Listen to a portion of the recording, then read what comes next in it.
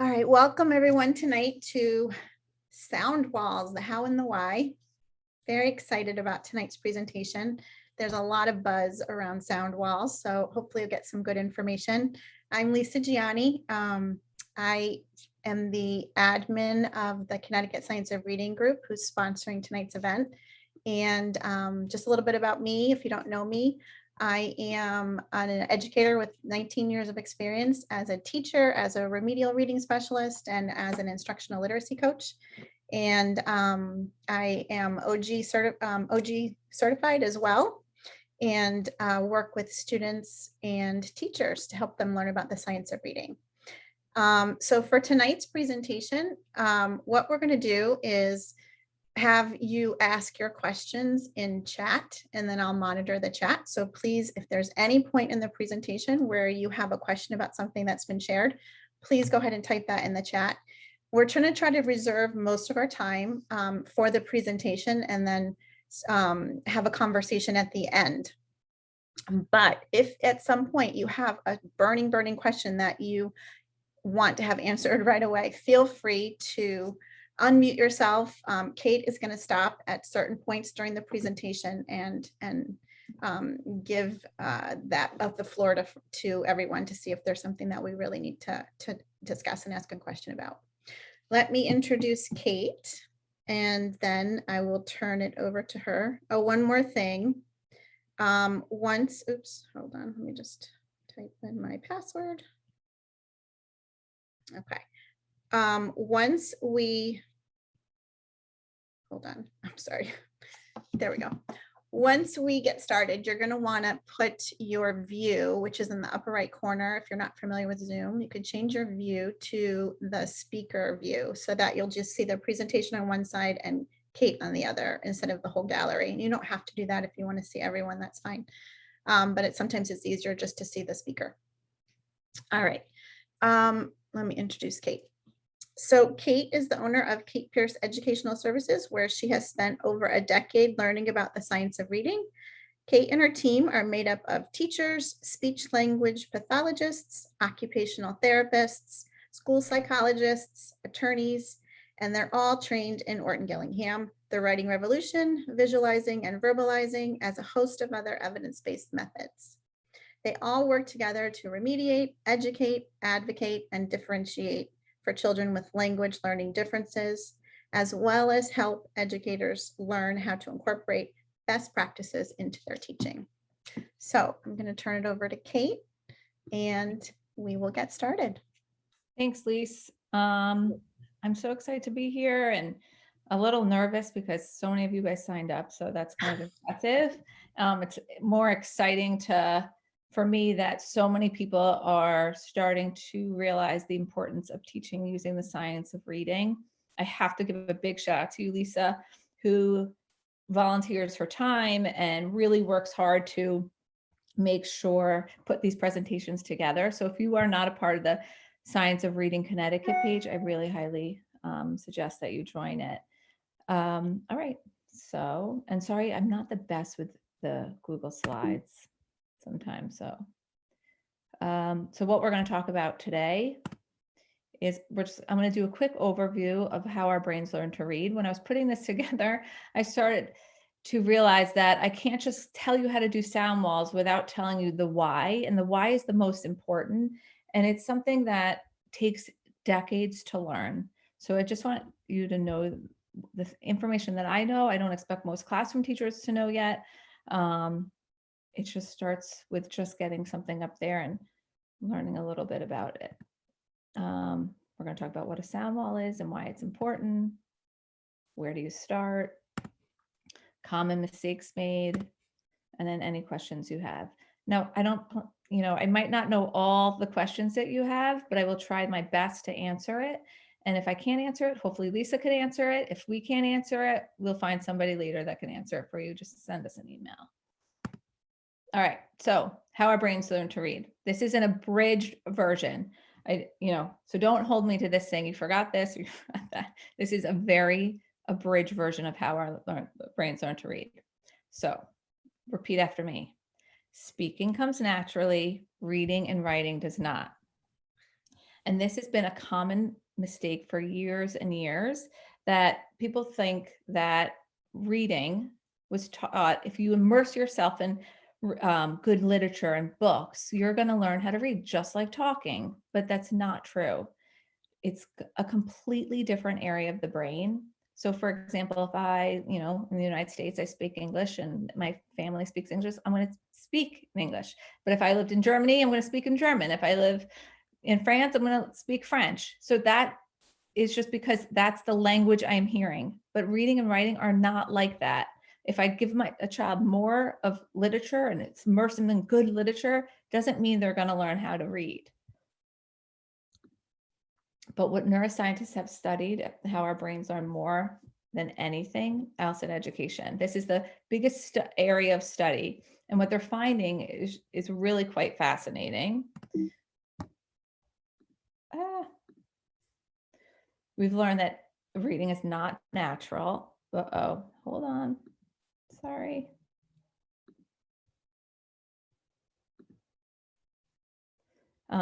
Reading is not natural. And our brain has areas that are suitable to learning how to read, but they're not actually designed to read. They were designed to see objects. And reading is actually a fairly new skill for our brains. Okay. So the part of our brain that our ancient ancestors used to see a bush or a dinosaur coming at them is the same part of the brain we now use to see letters and words on a page. And actually, I want to show you this. So if you think about our visual system and how our brain was learns, is we were designed to see the mirror images of objects. So if I showed you a phone and I put it one way, this way, and then I turned it this way, and then I turned it this way, or flipped it upside down, you always know it's a phone. Doesn't matter which way I put it. Same thing if I'm outside and a tree falls, doesn't matter what angle I'm looking at it, we know it's a tree that's fallen. That is what our brains were designed to do, see objects. However, but what happens is a child goes to kindergarten and we say, this is a B and this is a D, and they say B and duh, and it only goes this way and says these sounds. And we're like, what? Why is that? Oh, sorry, can you guys see? Okay. And our little brains are so confused. They live their last 5 to 6 years in a three-dimensional world. And now we show them the B and the D and we tell them, it only goes this way. But if you turn it around, it's not the same thing. And they don't know what to do with that. So when learning to read, we have to teach students, and if I'm going too fast, just tell me. Sorry. Good. Okay. So when learning to read, we have to teach students that our letters are not the same as objects. And we do this by reprogramming the student's brain to override that particular property of the visual system that was designed to make us good at object recognition, the bush, the tree, the cell phone, and make them good at recognizing the different sounds and syllables that correlate with the letters. This will teach their brains how sounds and letters go together to become words. All right. And not all students need to be reprogrammed to the same extent. Some computers' brains, visual systems pick up the code a lot faster. They're those, I say those brains are the high-speed internet. They get it, they hear the sound. Skilled readers, the first time they read a word, they go through them very carefully and they try to match the sound to the letter and they have good phonemic awareness. But most people, and once most people have done that a few times, it goes from the other side of the brain and it treats it as like an object. So you hear it. We say, I always hear, oh, they're just natural readers. They're not just natural readers. They pick up those sounds in words and are able to commit them to memory a lot quicker. But not all brains are like that. More brains aren't like that, believe it or not. The dyslexic brain and the non-skilled readers. So I say the non-skilled, like K through 2. In this country, it's like K through 12, but have a harder time overriding that visual system because they're working off dial up. Those like dyslexics or even the non-skilled readers have poor phonemic awareness. They have a hard time understanding how words are made up of those sounds. The process of decoding is very hard for them and have difficulty large hard time understanding how words are broken up into those sounds.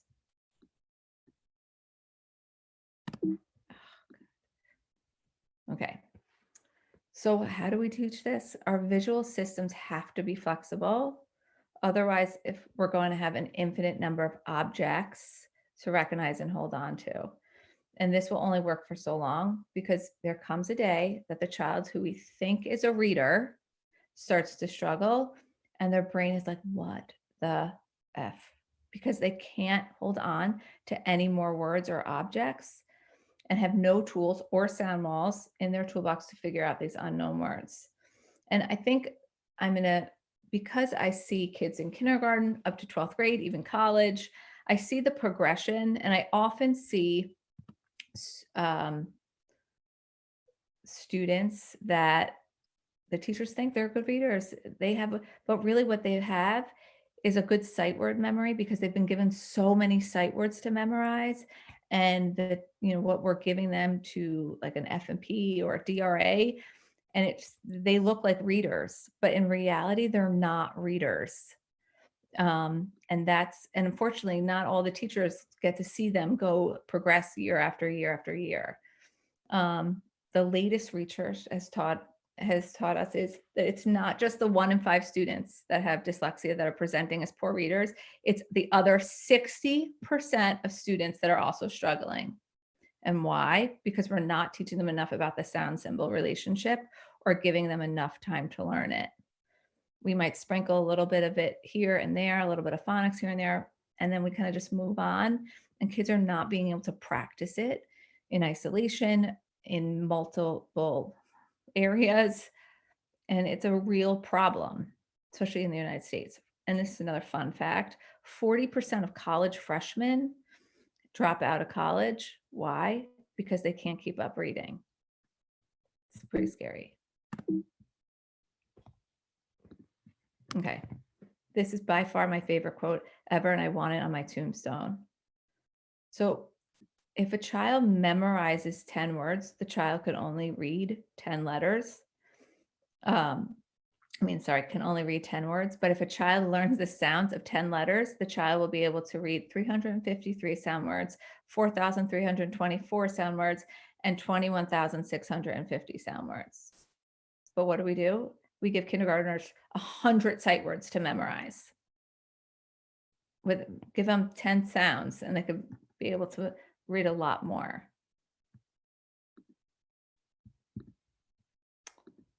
Okay. Before I go on, does anyone have any questions on the science? A lot of you probably already know this. Okay. So, sound wall. Okay. So a traditional word wall, it promotes print to speech, is organized in A to Z order. Words are placed under the first letter they start with, and the students have to know something about the spelling of a word to locate it. And it can become wallpaper. I know my personal, what's definitely wallpaper in my classroom. I had no rhyme or reason looking back when I taught first grade, second grade, even third grade. I have no idea why certain words were on the word wall. Sound walls, it's different. It promotes speech to print, like we talk. First we listen, then we write. It organized by sounds. It attaches the phoneme, the individual sound, to the letter. It views learning from a structural perspective, and it fosters the understanding of our language system. So I had a laugh when I saw this picture because no joke, I think I had this in my classroom when I think I actually probably still have all these little cutouts in our word wall. I think this was my word wall in my classroom as a classroom teacher. And I don't really feel like my students knew what to do with it. And now looking back, I'm like, they really didn't know anything to do with it because it I didn't know that you had to know how to read to be able to find that word. So a traditional word wall is organized using 26 letters of the alphabet. However, there are 44 speech sounds. And there is also not a one-to-one correspondence between the letter and the sound, and speech sounds can be spelled with more than one letters. And the word wall was actually designed to look at the first letter prompt, not the sound. And this is a balanced literacy approach, not a science of reading approach. And we know now that it doesn't work. For example, like the j sound can be spelled 3 different ways. So how would you spell j? Where would you put a letter, a word with j that's spelled with DGE? Do you put it under GE, DGE? So if you start to think about it, in reality, it really doesn't make sense. Okay, so what is a sound or phoneme wall? A sound spelling wall is interactive reading and writing tool that helps students focus on the 44 speech sounds and the different letter patterns that represent those sounds in meaningful words. This is important because when we hear language, we hear the words as a whole and units of the speech stream instead of individual phonemes. Phonemic awareness has to be explicitly taught, and the sound spelling wall can be used to support phonemic awareness instruction and develop the alphabetic principle. Now, I don't, me and Lisa have been talking about this at great length. As far as just regular classroom teachers go, there's only so much A, time you have, and B, we've spent decades learning all these rules and we've kind of overthought how we were going to do this today because we wanted to make sure everybody had enough of an understanding of where these individual sounds go, what they make, the morphology around them. And that's where it kind of gets tricky and hard because you don't know all the rules. I mean, I know I didn't. And if you only teach first grade, you might only know up to first grade the rules. So that is where your speech and language pathologist in your school or your literacy coach in your school, if you don't know a certain word or a certain sound, those are the people you should be able to go to and ask them why a certain word is spelt a certain way. Also think about it this way. If a child can spell a word, they can read it. But if they can read it, that doesn't mean they can spell it. And if you can't spell, you're 50% illiterate. Okay, Lise. All right, so Kate and I are going to share a portion of this presentation together. And I'm just going to talk about the next few slides. So this graphic I got from Tools for Reading, who was developed by Dr. Mary Dahlgren, who's like the leader in sound walls and sound wall application. She's a national letters trainer. So I wanted to put this in here to kind of illustrate the importance of phonemic awareness development. So a lot of people look at this kind of continuum, and you've probably seen lots of these, and they think about it as a form of instruction, like this is where we should teach kids. But it's actually a continuum of development from the child's perspective. It's not meant necessarily for we have to start at the largest unit of sound and move lockstep through each stair. The current research supports we need to get kids to the phoneme level as soon as possible. So what we want kids to do is actually teach from the easiest to the hardest level of what we're asking kids to do in terms of becoming aware of sound. So the easiest level is isolation. So you want to really, you can do some syllable work, some larger unit of sound work, some onset rhyme, those kinds of things. Maybe a few minutes a day. I wouldn't recommend spending an inordinate amount of time on that, but you want to spend most of your time in phonemic awareness instruction at the sound level. So if you start at isolation, you're going to work towards substitution and deletion and addition of sounds, and that's your hardest level of what you're going to ask kids to do. So one fact that, or one research statistic that I wanted to include here is that predictive indicators of later literacy skills.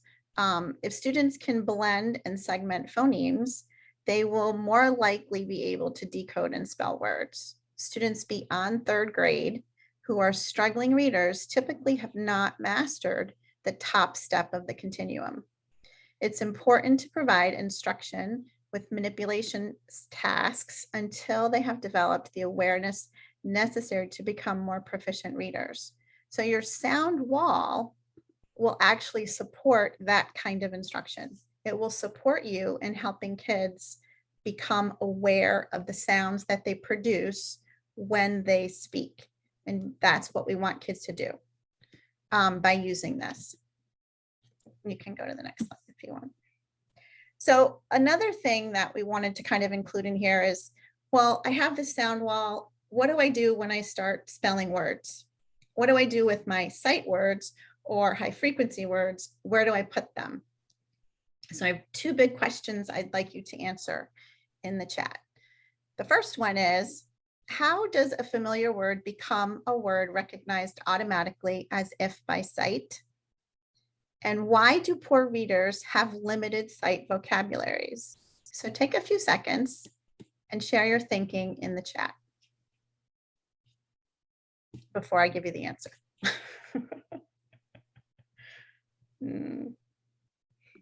Why do you think? How does a familiar word become a sight word? And if you're a poor reader, why do you have limited sight vocabulary? Not sure. Okay. So go ahead and share the first answer, Kate, to question 1. I did both. Ah! Okay. Oh, I see some people. Yep. Yep. Very good. Orthographic mapping. Perfect. Very good. Yes, less exposure to opportunities reading. Yep, a familiar word becomes a sight word when it's orthographically mapped. Students can learn regular or irregular words. Very excellent. Thank you. All right. So let's go ahead, I Kate. think it's important to know that this doesn't discriminate. This is, if you have poor orthographic memory, it's across cultures. It's across socioeconomic status. I see it in really kids that have access to tutors and private schools, and I see it in poor district. I see it in every type of student. So if this isn't taught properly, it's going to get you. Doesn't matter where you're from. Absolutely. All right, let's take a look at the next slide. So orthographic mapping is really what we want to promote. And when we impede that process, we encourage kids to become poor readers. So how does a familiar word become recognized automatically as if by sight? So I want you to kind of remember that phrasing, because we, as teachers, we get in the habit, and we've been taught we need to teach kids sight words. And that's really whole word memorization, which is a holdover from whole language. And we want to kind of rethink that phrasing for ourselves.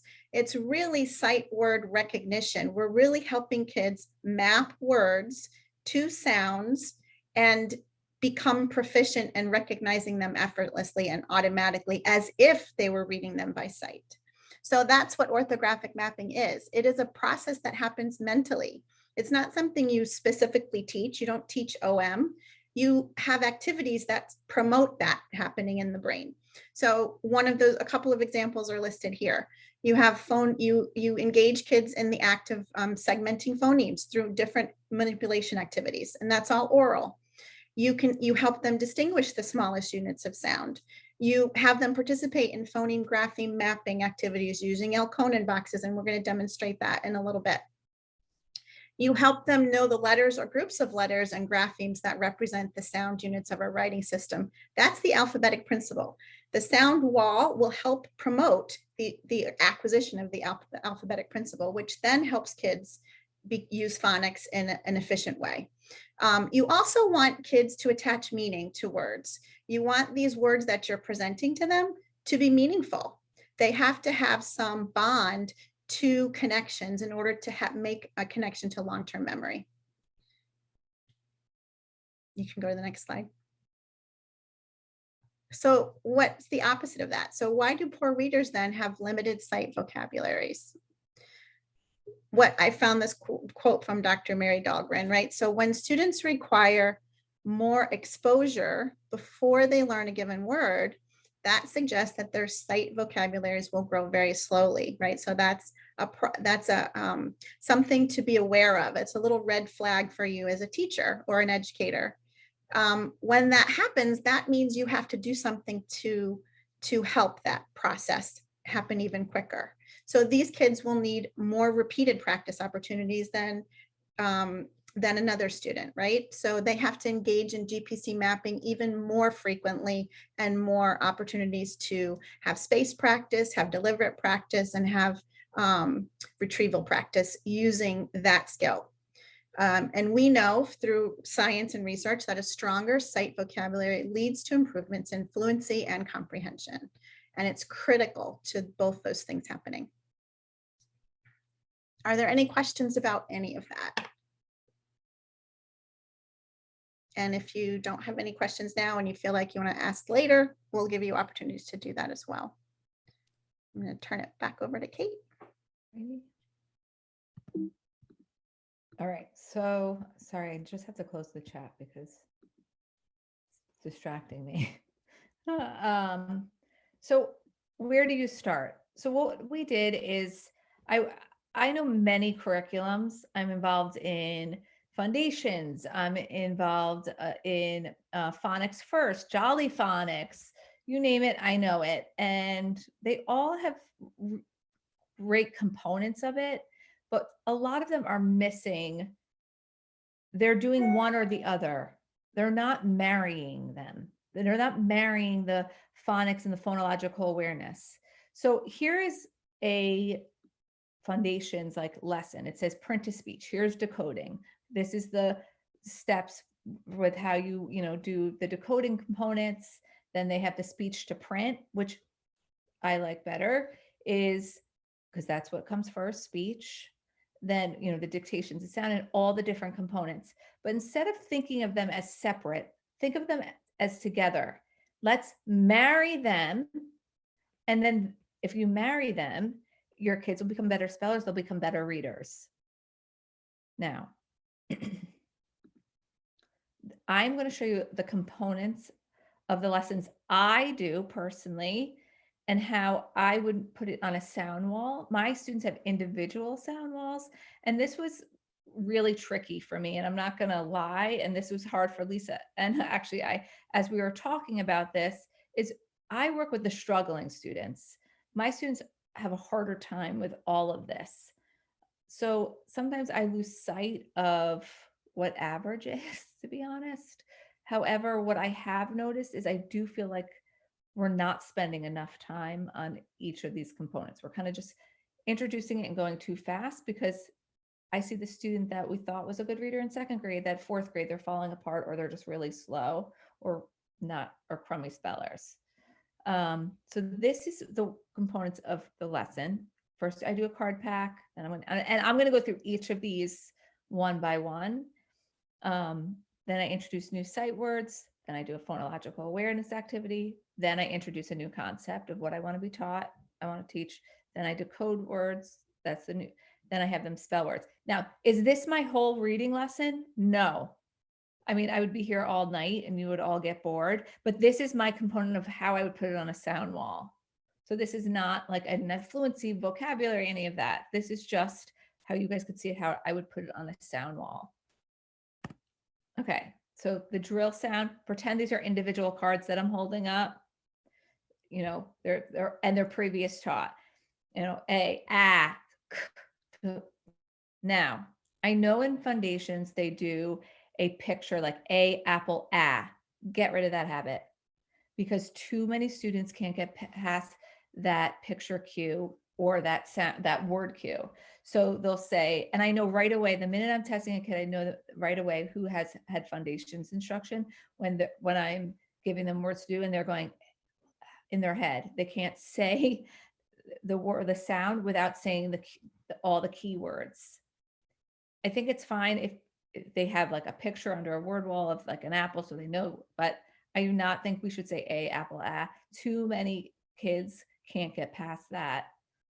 If we just teach it from the beginning, it will work. Now, the next one. Okay, so now it's our sight words, heart words, rule breakers, whatever you call them. This component, the students should understand that this is a word that doesn't correspond with the letter or letters at this time that you've taught. Now, it's also, this is where not like, I think it's like 85 to 90% of words in the English language are rule-based. It's just us teachers don't know all the rules unless you're someone like Lisa and I, who just, that's all we do is reading. I don't teach really much other things. So you teachers have other things to learn. So that's where, again, where your reading specialist in your school should know if you get stumped by a word and a student asks you, why is it spelled a certain way? There is probably a reason for it. But let me just show you how I do this. So teachers write the word in print or large cursive on the board while saying the word slowly. So I would put this up on the board and I would say said, said. And then the students skywrite it using all their muscles, writing it really big. You wanted to get into that muscle memory. And they're using everything. We're seeing it, hearing it, feeling it. Then they write it on their own whiteboards.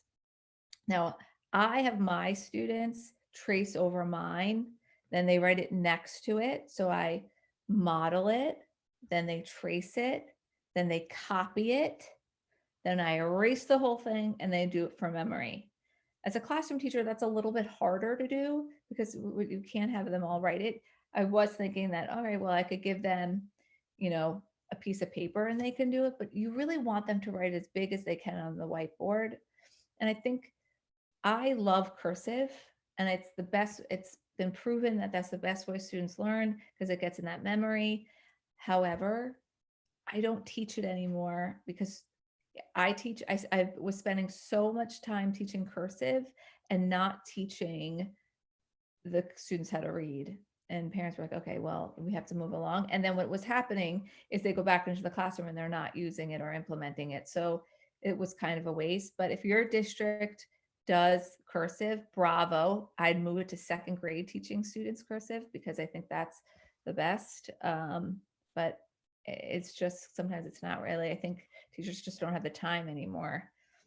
So after this teacher writes it, it's committed to hopefully memory. And I put this word on a separate word wall. I call these words jail words. I don't know if that's PC anymore. You can call them like timeout words. The reason I call them jail is because they don't follow the rule at that time. Once I introduce that linkage, I take it off the jail word and put it in, they get out for good behavior, and that sound goes under the sound wall. Next. Okay, so phonological awareness. So remember, students who have poor phonological awareness tend to be poor readers. And if teachers just spend 10 minutes a day, that's all you have to spend on phonological awareness, that was 30 hours in a whole school year. And remember, it starts phonological awareness with, compound words, play date. How many sounds do you hear in play date? 2. Also, all of my students have mirrors. They each have their own mirror where we're looking at our mouths and seeing what it's doing while we say the sound. Not only do I do syllables, so I might start with syllables. So in this lesson, I'm doing A, Y. That is my goal. Hold on, I just want to make sure I don't. So if I say the word playmate, I say playmate. I have them again look at their mouth. How many times did their chin go down and hit their hand? 2. So I'd move each of those clouds up for the 2 sounds. Like, of course, I'm in present mode and it won't let me do that. Then I might do, okay, how many sounds are in, jaywalking? Jaywalking. How many times? 3. I want them to hear the sounds without letters attached. This is all about getting that orthographic memory and all about getting that sound, them starting to hear sounds without, because remember, the letters will confuse kids. And so we don't want it to like mess them up just yet. Let's just get them to hear the sounds. So that's with like syllables. Then I might do, sorry. Now I might say, okay, I want to do individual sounds. So I did syllables. This is just examples of different phonological awareness activities. So I might say playmate. So, and see these lines I have them, and I might have several, like you could have them on your smart board, and I might say, okay, tell me, the sounds you hear in playmate, or syllables. There's 2 syllables. So I put 2 lines down. Then I'll say, okay, now you could either put it in the boxes or put them on the line. Let's just do play. All right, what's the first sound you hear? Again, I'm looking in the mirror. All right, put, the blue up. A. And I draw attention to how the A here is at the end of the syllable, because that's going to come into play when I'm teaching the rule for this A at the end. Now, mate, playmate, a. Now, it's no mistake that these 2 are the same color. The reason they're the same color, because they're the same sound. Now, are they spelled the same way? No, they're not spelled the same way, but they're the same sound. So my goal is for students to get to realize that there's many different ways for something to be spelled, but it's rule-based. So they're not going to spell put AI here, because they should know that AI only goes in the middle or the beginning of a word. Okay, let's see if this. All right, so now I'm going to introduce my new sound. Again, I'm doing AI, so I'm doing A. I'm going to model AY. I'm going to write it really big on my board and say A. And as I do it, I am again looking and hearing my mouth. A. What is my mouth doing? It's going down. I might feel it. A. My mouth is open a little bit. This is very important. You want them to be able to see what their mouth is doing. A, and what your tongue is doing. After I model it, they'll write it, or they'll trace over the sound. A, really big. Back up with that. I meant to say this before. With the handwriting component, I am a big believer in showing them how to write it properly. We're not spending enough time in the earlier grades to write these words properly in the right formation. Too many kids are writing words as if they're like Japanese characters. They're picking up their pencil and like the motion is taking so long. I remember watching my own sons like in first grade, I'm like, what is he doing? I'm like, he was doing it from memory, the way it looked, but it was almost like writing in a Japanese character. He was just, and it wasn't getting in his brain. And I'm like, oh my goodness, they needed the sound and the right formation. So there's no such thing as going too slow, in my opinion, if they need it. And this is where you could also focus maybe in centers doing the formation right, or in small group, or if you have a TA in your classroom. So anyway, after I model it, they trace over it A. Then they copy it. They get to see it A while looking in their little mirrors. Then I erase all of this and I have them do it by memory. Let's pretend that's all erased because I couldn't figure out. A. Okay. Now I have them do code words with A, and I usually could move this little guy. So it's like A, play, clay, stay. So everyone can see and notice that, this A is at the end. Now they spell words with A. I have them say, I'll give them the word, I give them the word play. Usually I try to give them other words that they haven't, that I hadn't had them decode. But in this case, say I give them the word play, I say p, o, a, again, looking in the mirror. And then they might have already learned these a consonant e, and ai saying a. And they might put, I'm gonna see if I could do this. So they might say, all right, pull, o, a. This only gets one box because it's one sound. Now say they write it like this. O, a. Yeah, that says play, but it's wrong. Why? Because it's at the end and it doesn't end with an I. No word does. So they should know that. So they'd be like, all right. So especially those struggling readers, it's you want to give them options. Dyslexics will never, especially dyslexics, win spelling bees, but you want them to have enough options that spell check will be able to pick it up. And the reason why. And I do find if we started this earlier in school and reinforced it and took our time teaching it and not rushing kids through it, they would have such a stronger foundation that we would see less strugglers. But we're so focused on giving kindergartners 100 sight words to memorize.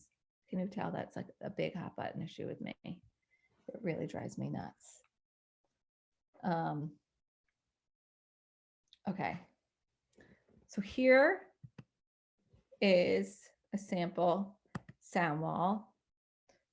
You might have heard of the valley of the way your mouth goes. Again, this was something Lisa and I had a discussion about, because most kids, if general ed kids in a classroom, and this is also not a tier 3 intervention, this is tier 1 and 2. Every classroom should be having this. I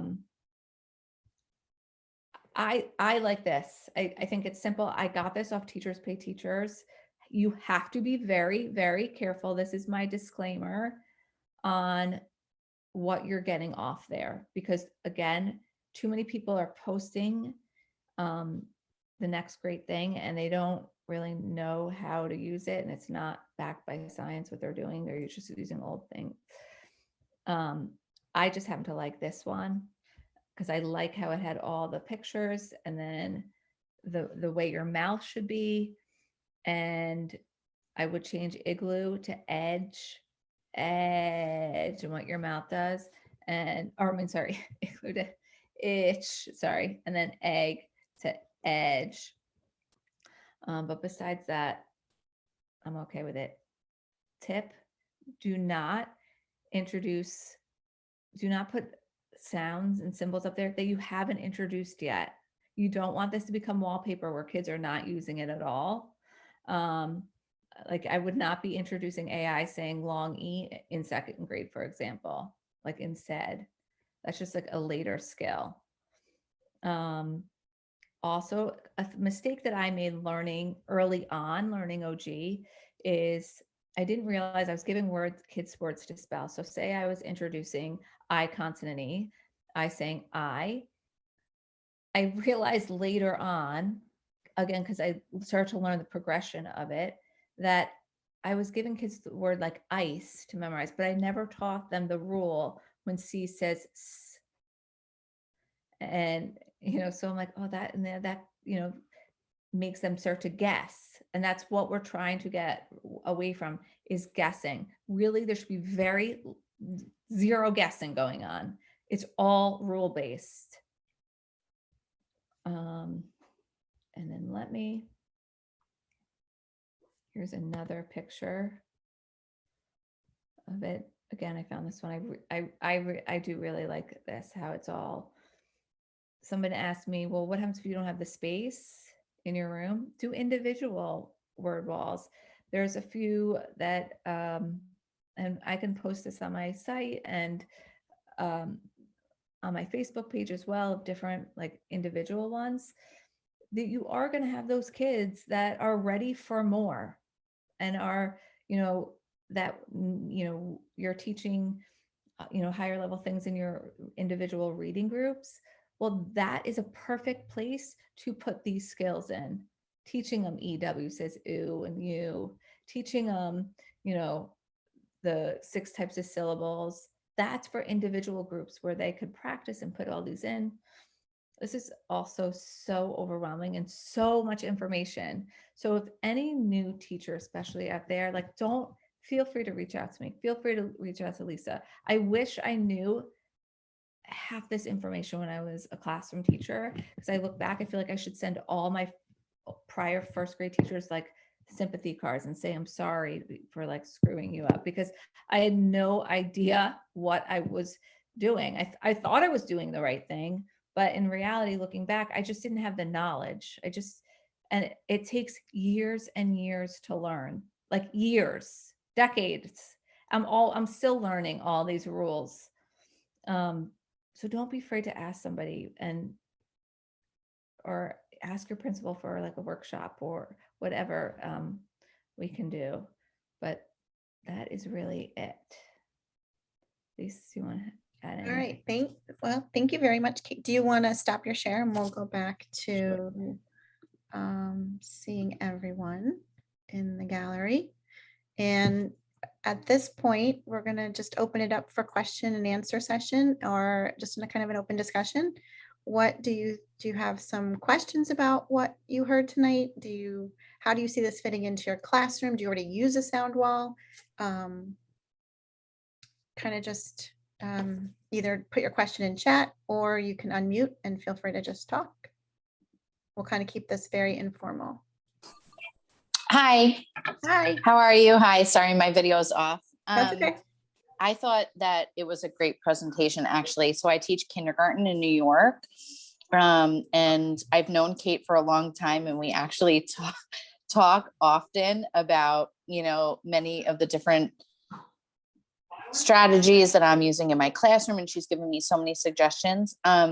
So I like the idea of using the sound wall individually, posting it in in a guided reading area, something like that. But I did ask a question in the chat. So the last sound wall that you posted that had the vowels and then the consonants, right? So then it was the pictures of the mouths, the consonant. Do you then post pictures underneath the letters to correspond with the sound? Let's say P shows a picture of how the mouth goes for P, and then a picture of, I don't know, pretzel, or is that not, there are no pictures? I don't know. That was my question. Sorry. No, that's an awesome question. Awesome. And Kelly's my go-to guinea pig constantly about certain things. And I'm surprised she's so sick of listening to me talk about all this. I am not a fan of pictures. I do think I don't mind for the first, apple, so they know but Lisa made a really good point. If you have some words in there, you should also have that sound in different positions on the sound wall. Yeah, I saw that in mystery, right? Mm-hmm. So Yeah. for the, right. So wouldn't have a picture of a mystery. There was no picture, right? Yeah. So the most important is the mouth formation, Mm-hmm. the letter, and then maybe words, not pictures. Yeah, agreed. Yes. Okay. Oh, I love this. We want to get rid of that picture guessing. Okay. You could I use also the picture as a keyword. Yeah. So just as an anchor for memory, but it shouldn't become something. It's a think of it as a scaffold, but you don't want kids to always use it. Only use it if they right. I do. Yes, because the space always is an issue, especially in our classrooms and things that we have to do, which is something Kate and I have always talked about. There's certain things that we do we have to do and we have to show. Mm-hmm. But then talking about making it more individualized, there are definitely kids that are at a higher level. So they're ready for those other sounds. So I love all of this. Yes, absolutely. Great job. There's a way to differentiate all of this. Wait, Lisa, you actually told me earlier there was a great resource you can go and download individual ones. Yeah, Tools for Reading. It's not free, but Tools for Reading has individual Soundwall file folders that already have the vowel valley and the consonant chart set up. And you get 30 in a pack for, I think it's $9.99, but don't quote me on that. But so you can then teach the sounds and the graphemes that your kids need. Maybe in your core, you teach whatever your core is, your scope and sequence for whatever your program is. And then you pull those kids into your differentiated small group for skills work. You increase what they need to know. You're always pushing the kids that have mastered what's in your core, and then you pull back and reteach the ones that need more instruction and practice. What was that called? That's toolsforreading.com. Yeah. And then someone had a question on suggestions for preschool. So Kate, do you have any? Tons of phonological awareness activities. David Kilpatrick has a book on phonological activities. That's really all, in my opinion, you should be doing in 3, 4, 4-year-old programs, 5-year-old programs.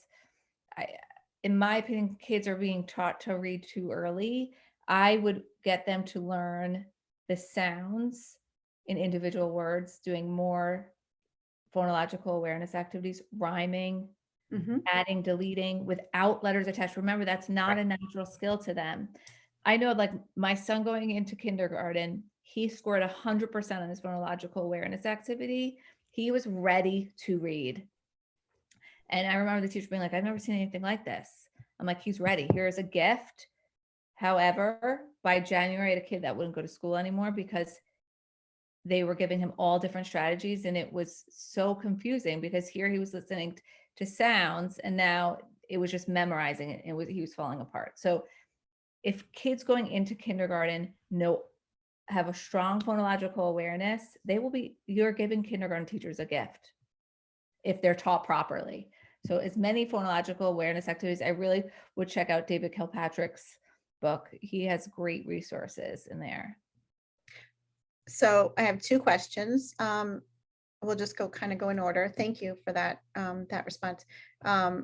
Being a SPED resource room teacher, I'm concerned about how a sound wall would conflict with what students are being taught in their gen ed classrooms and thus create more confusion for them. Or will a sound wall complement my science of reading instruction more than conflict with the guided reading and Fountas and Pinnell approach being used in the gen ed classroom? Oh, great question. And I struggle with this daily because sometimes I personally can't pull my students during their reading time, or I can't.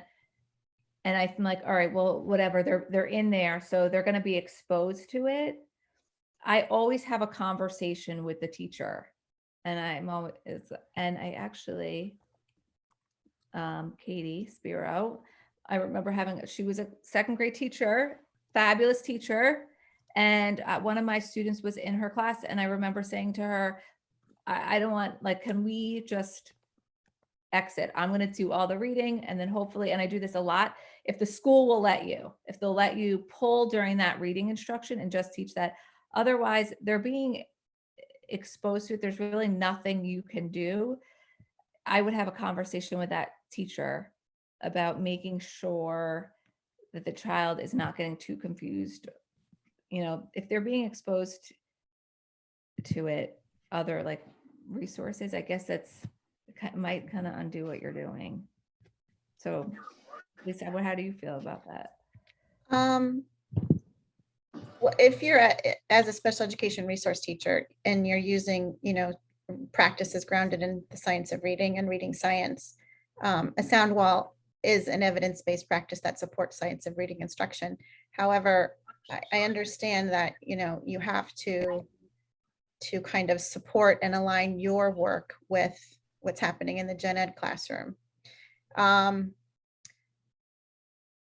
I don't think it conflicts, though. I think that what you're going to find is that you're helping these kids, you're actually remediating a problem, and then they're going to go back to their classroom and be able to transfer that.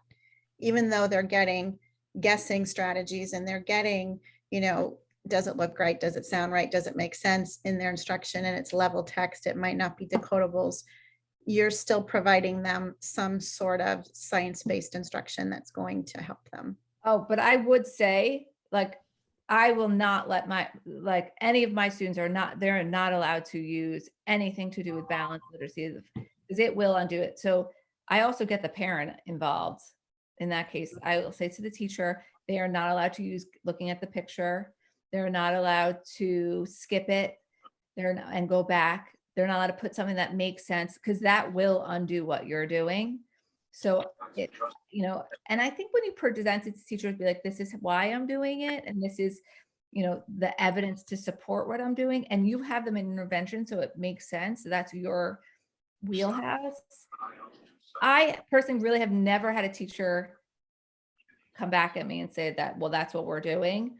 I know I have had colleagues that say that has happened to them, but then if that happens, I just secretly get the parents involved and be like, you need to tell the school that they're not allowed to use it.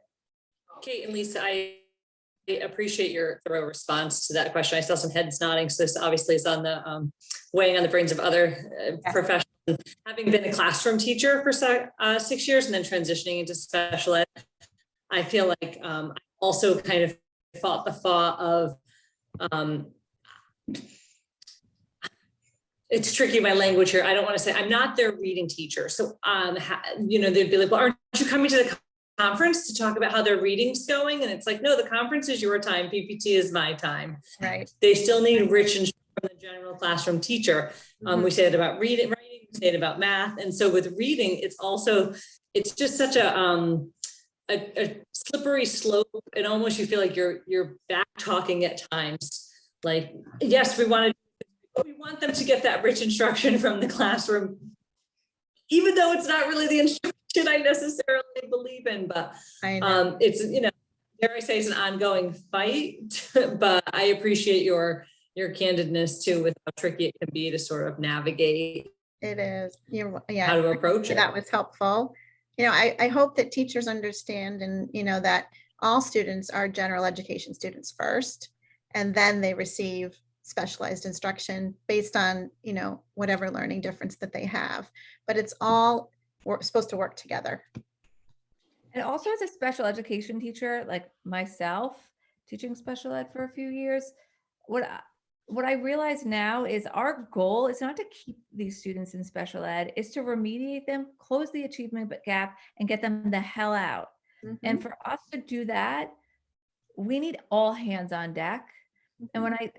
And so when I present it usually at meetings is like, first of all, I didn't do that when I was a special ed teacher. So I totally feel you on that because I just wasn't knowledgeable then.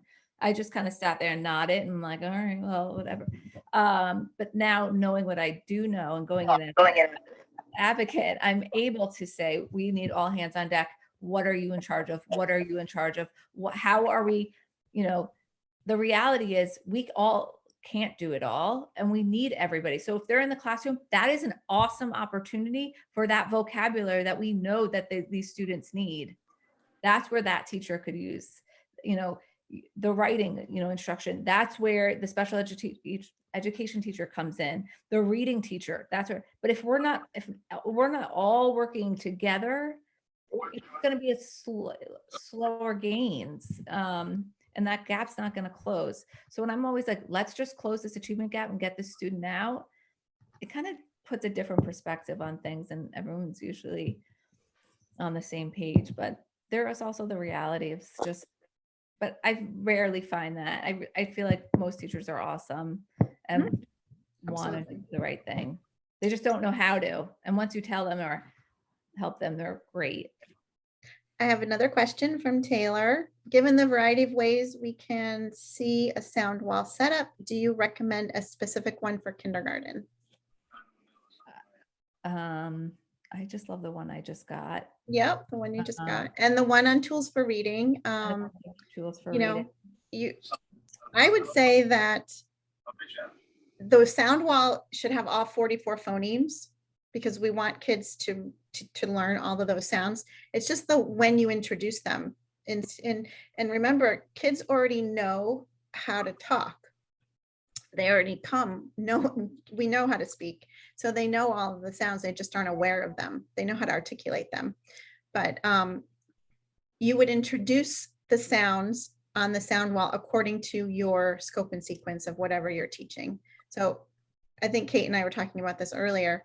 You're not going to teach AI in kindergarten if it's not in your curriculum. That's going to be taught, closer to the end of first grade, second grade. So you're only putting up graphemes for the spellings of phonemes that are in your curriculum. But you should have all 44 sounds up. And I also think it's important that you guys talk to the teachers before and after. So second grade teachers should be talking to first grade teachers about where they ended the school year and what they know. So you could already have those sounds up on the sound wall when they come into second grade. If the third grade teacher should already have what the second grade teacher, and you're following your scope and sequence of whatever program you're using. And I have another question. Lauren says she's a parent, not a teacher by training, of an incoming kindergarten student. What can she do to help her student before school starts? In 2 weeks. Phonological awareness activities,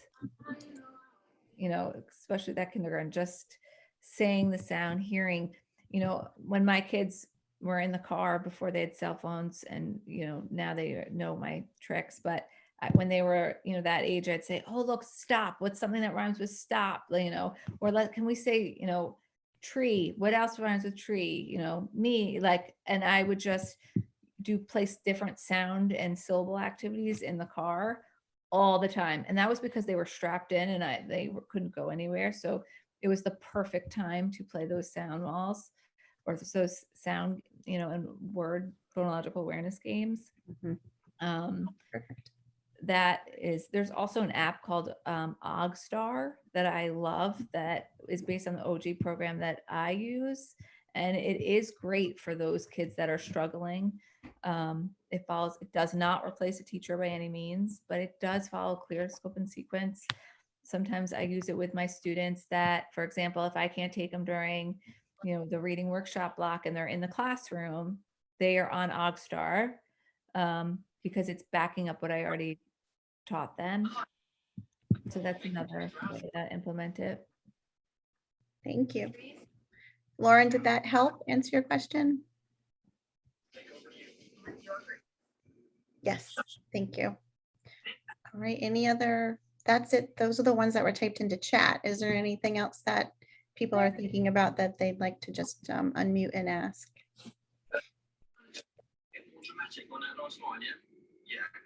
Can you post the app? Can you post the app, the link to the app Oh yeah, sure. in the chat? Now this is, oh God, it keeps changing it to Oyster.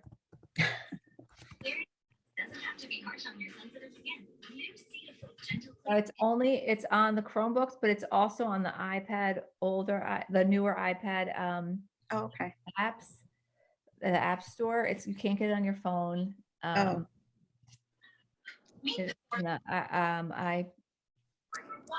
So it's an Apple product? Yep. But Okay. listening to how this was developed, and so it's very interesting. So really it's only on the iPad and Chromebooks now. Okay. Store.